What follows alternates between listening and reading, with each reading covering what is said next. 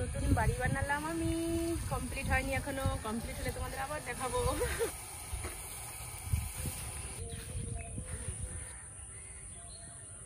এই যে আমার ছেলের মর্নিং স্কুল শুরু হয়ে গেছে, এখন বাজে সকাল 6:30। ওই যে বেরিয়ে যাচ্ছে, সাবধানে যাবা, আমি একটু সামনে এগিয়ে যাই। আর আমাদের ঘরের বাড়ির অবস্থা ভীষণ খারাপ, প্রতিদিন কাজ হচ্ছে, এর জন্য বাড়িতে কোনো কাজের কোনো ঠিক নেই।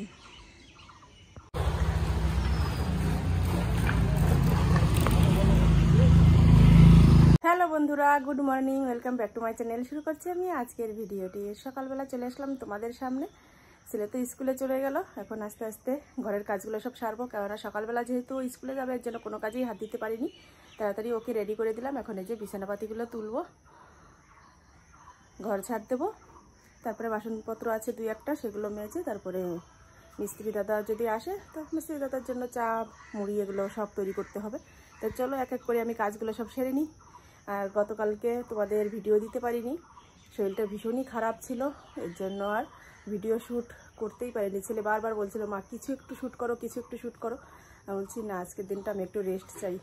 তো যাই হোক, আজকের থেকে আবার তোমরা ভিডিও পাবে। তাই চলো আমি কাজগুলো সেরে নিই।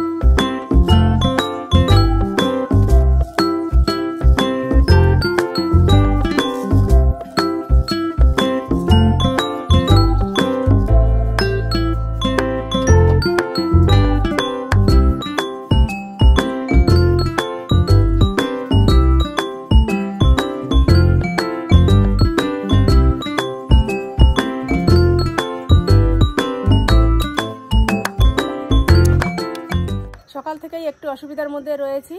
মায়ের শরীরটা আবার খারাপ হয়েছে, প্রচণ্ড পরিমাণে জ্বর এসেছে।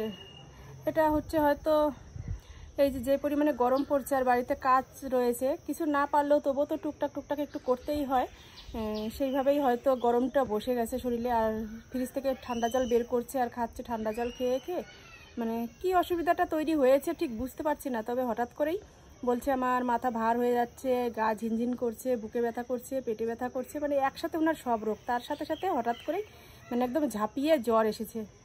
তাই এতক্ষণ ওখানেই ছিলাম, মায়ের ওখানে। একটু দাদা জল দিল, মানে মাথায় জল দিল, আমি গা হাত পা মুছিয়ে দিলাম, ওষুধ খাওয়ালাম। এখন শুয়ে রয়েছে। এখন মায়ের জন্য একটু হরলিক্স বানাবো, তারপর আবার হরলিক্সটা দিয়ে আসবো, কেননা এখন ভাত টাত কিছু দেবো না, কেননা জ্বর রয়েছে গায়ে, ভাত খেলে জ্বরটা আবার বাড়তে পারে।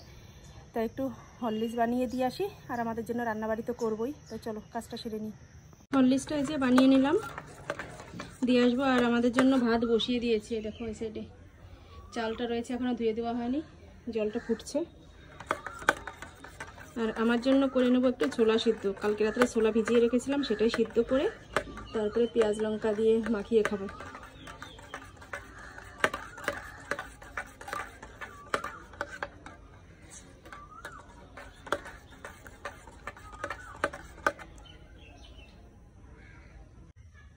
ছোলা সিদ্ধ করা হয়ে গেছে, পেঁয়াজও কুচিয়ে দিয়েছি, লঙ্কা দিয়েছি, নুন দিয়েছি। এখন দিয়ে দেবো একটু লেবুর রস।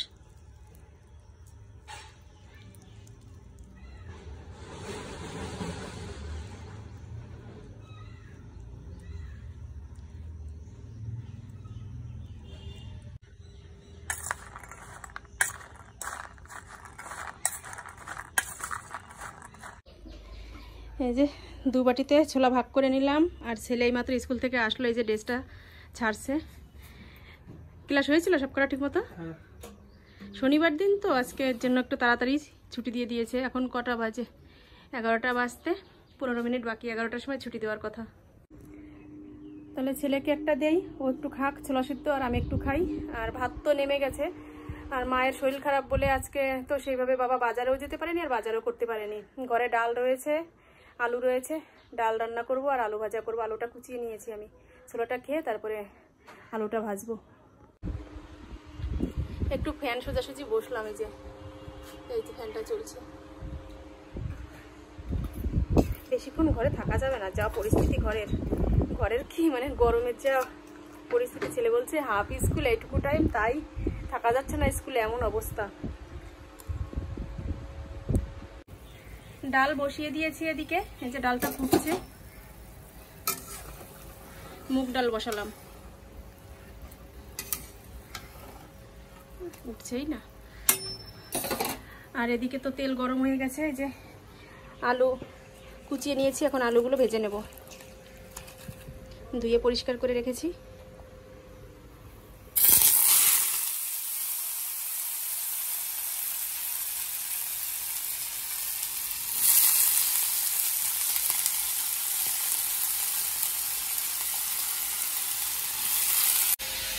মা স্যুপ খেতে চাইলো, এর জন্য মায়ের জন্য একটু স্যুপ বানিয়ে নিলাম।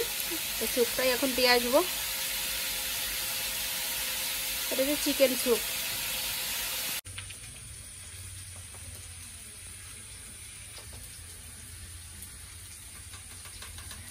দুপাশে দু কড়াইতে বসিয়ে দিয়েছি, তবুও মনে হচ্ছে কি যে আরো তাড়াতাড়ি যদি কমপ্লিট হয়ে যেত রান্নাটা, তাহলে আমি তাড়াতাড়ি এখান থেকে সরতে পারতাম। এত পরিমাণে গরম লাগছে যে আর বলার কিছু নেই। তাড়াতাড়ি রান্নাটা সেরে সরতে পারলে বাঁচি এখান থেকে।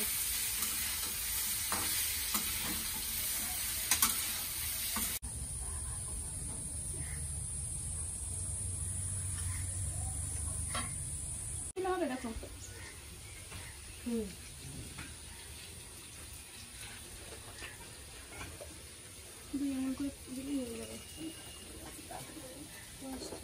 আধার কার্ড রিভিউটা করছে বালে লিংক কোথায় ওদের তো ওই কাজ। তারপরে আবার আপডেট করা দিলাম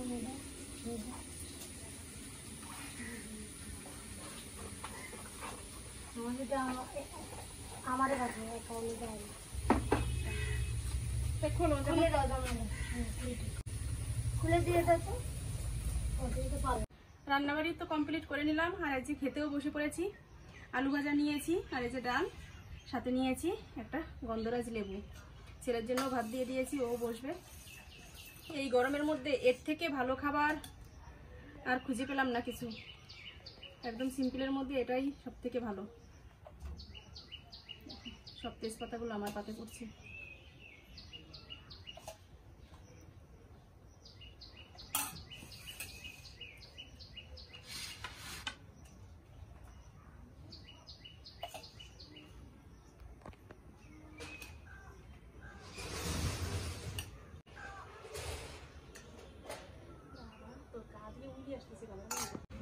খাওয়া দাওয়া সেরে এই যে চলে এসেছি টালির চালের নিচে।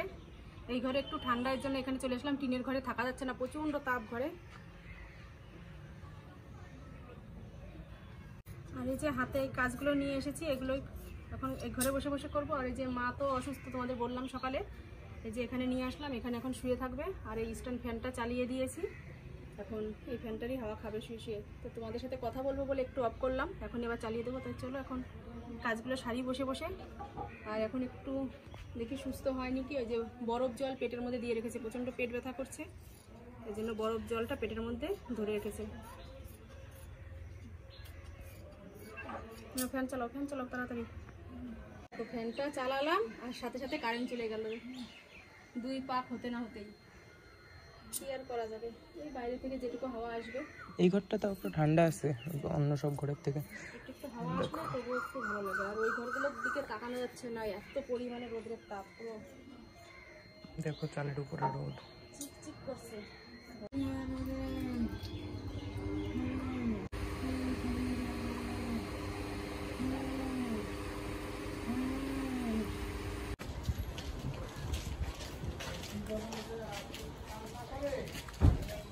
এই যে 7 আপ নিয়ে আসলাম একটা কিনে, দেখি সবাইকে একটু একটু দেই যদি একটু ভালো লাগে।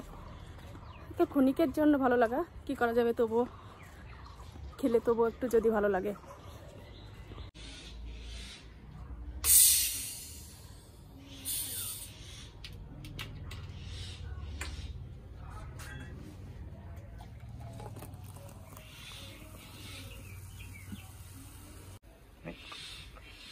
পড়েই গেল।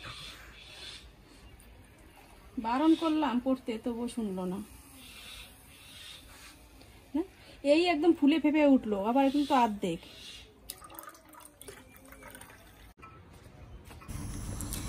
এই যে 7 আপ নিয়ে নিয়েছি গ্লাসে করে, সবার জন্যই নিয়ে যাচ্ছি।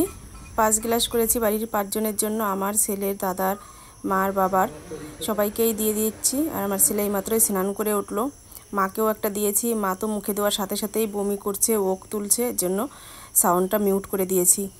কারণ একটা অসুস্থ মানুষের বুঝতেই পারো যে শরীরে অসুস্থতা থাকলে কেমন করতে পারে। মা ঠিক সেরকমই করছে। আর এই যে আমিও একটু খেয়ে নিচ্ছি। আর আমার ছেলের দেখো মুখের অবস্থা, মানে এত পরিমাণে খাটনি পড়ে যাচ্ছে যে দেখলেই তোমরা বুঝতে পারছো। এই দেখো কোথায় এসেছি বলো তো।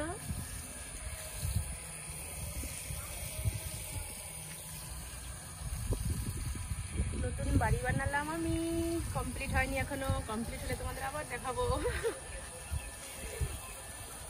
আর এটা একতলা না, এটা দোতলা বাড়ি হচ্ছে আমাদের। একতলায় মা থাকবে, একতলায় আমি থাকবো। দেখো ওখান থেকে জল দেওয়া হচ্ছে দেওয়ালে।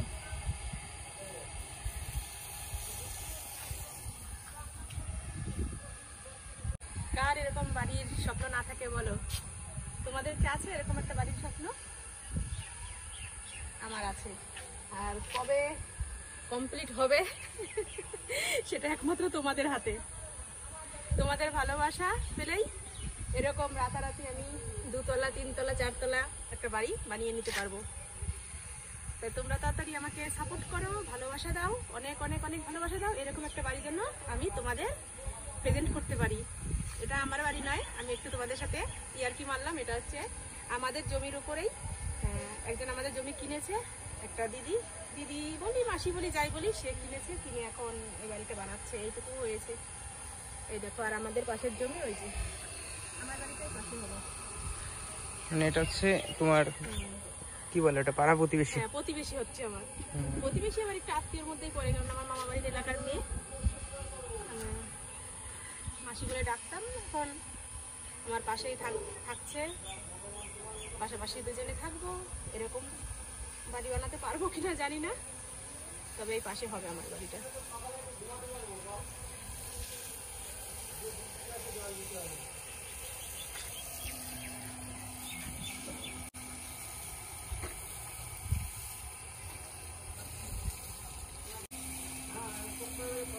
বুঝেছো পাইপগুলো কেমন করে দিয়েছে?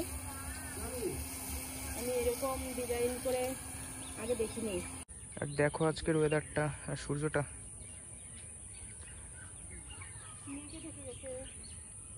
না না বোঝা যাচ্ছে মেঘে ঢাকা, এর জন্য ঘোলা ঘোলা। আচ্ছা আচ্ছা, চারিদিকে মেঘ, তার মধ্যে থেকে সূর্যটা মানে ঢেলে গুটিয়ে উঠছে,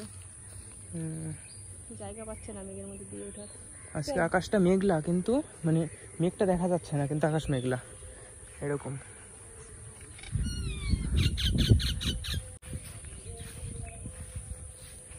এই বিকালবেলা একটু মাঠে আসলেই ভালো লাগে, দেখ কি সুন্দর রঙিন পাখি উড়ে যাচ্ছে। তো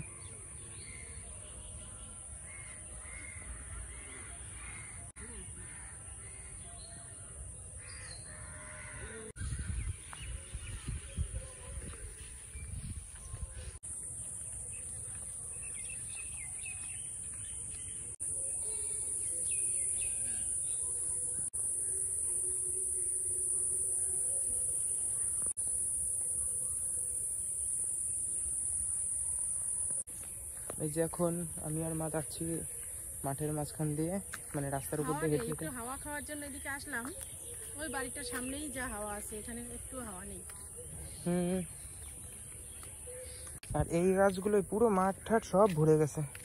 এগুলো কিন্তু ভালো গাছ না, এগুলো হচ্ছে কোন দেশের থেকে বলে, মেক্সিকো না কোথা থেকে এসে ইন্ডিয়া এসেছে। এগুলো নাকি খুব শরীর খারাপ করে এই গ্যাসের থেকে, যে মানে পলিউশনটা হয়। কি জিনিস একটা গাছ, সে অনেকই ক্ষতি করে।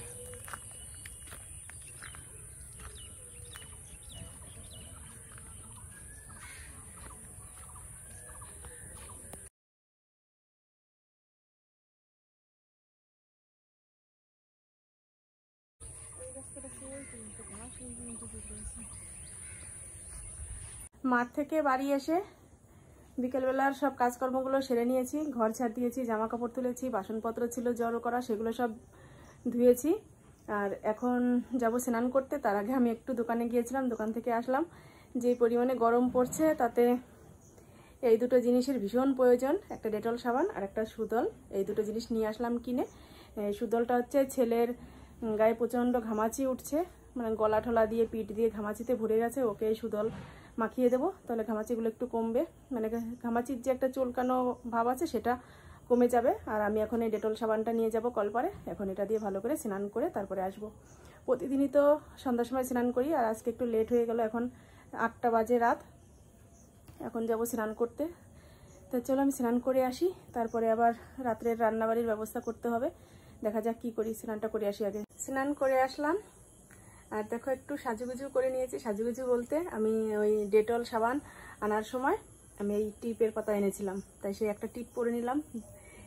এই টিপটার উপরে হচ্ছে একটা স্টোন বসানো আছে বেলভেটের উপরে, তা ভাবলাম একটু পরে দেখি কেমন লাগবে, কেননা ছোটোবেলায় এই টিপগুলো অনেক পরতাম, আর এখন আর পরা হয় না, তাই আজকে চোখে পড়ে গেল, এর জন্য নিয়ে আসলাম। আর স্টেশনারি দোকানে কি ভিড় বাবা, কি ভিড়, কেননা সোমবারে হচ্ছে ঈদ মুসলমানদের, আর সেই কারণেই এত ভিড়। আর প্রচুর পরিমাণে মাল তুলেছে দোকানে, সেগুলোই গোছাচ্ছে সাজাচ্ছে। হয়তো এই টিপগুলোও নতুন তুলেছে, একদম সামনের পর রেখেছে, আমি গিয়েই আমার চোখে পড়েছে এই টিপের পাতা, তাই নিয়ে নিলাম টিপ। আর এখন রুটি করব, এই যে বাবা আটা রেখে গেছে, রুটি বানাতে হবে। তাই চলো আজকের মতো বকবক আমার এ পর্যন্তই। তোমরা ভালো থেকো, সুস্থ থেকো, আর আমার পাশে থেকো। আর কেমন লাগলো ভিডিওটা তোমরা কমেন্ট করে জানিয়ে দিও, ভালো লাগলে একটা লাইক করো, আর যেসব বন্ধুরা এখনো আমার চ্যানেলটি সাবস্ক্রাইব করোনি তারা সাবস্ক্রাইব করে দিও। তো চলো আজকের মতো টাটা, বাই বাই। আগামীকাল নতুন সকালে নতুন ভিডিওর সাথে দেখা হবে। টাটা।